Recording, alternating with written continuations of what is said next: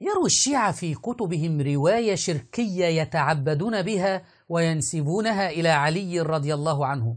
تقول الرواية أن علي رضي الله عنه قال أن كل ما في الكتب السماوية موجود في القرآن، وكل ما في القرآن موجود في الفاتحة، وكل ما في الفاتحة موجود في بسم الله الرحمن الرحيم، وكل ما في بسم الله الرحمن الرحيم موجود في الباء، وكل ما في الباء موجود في النقطة التي تحت الباء، وأنا النقطة التي تحت الباء أي علي رضي الله عنه.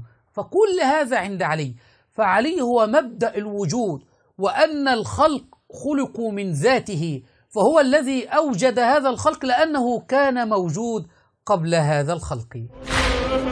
وهذا معنى كلمة أمير المؤمنين سلام الله عليه: أنا نقطة الباء، يعني أنا مبدأ الوجود. نقطة الباء يعني أنا مبدأ الوجود. أصلا أيها المعمم الكاذب، القرآن الكريم لم يكن منقوطا حينما أنزل على النبي صلى الله عليه وسلم وقام كتبة الوحي بكتابته، لم يكن منقوطا. فحينما دخل العجم إلى الإسلام وبدأت الأخطاء تظهر في قراءتهم، تم تنقيط القرآن حتى لا يخطئوا في التلاوة.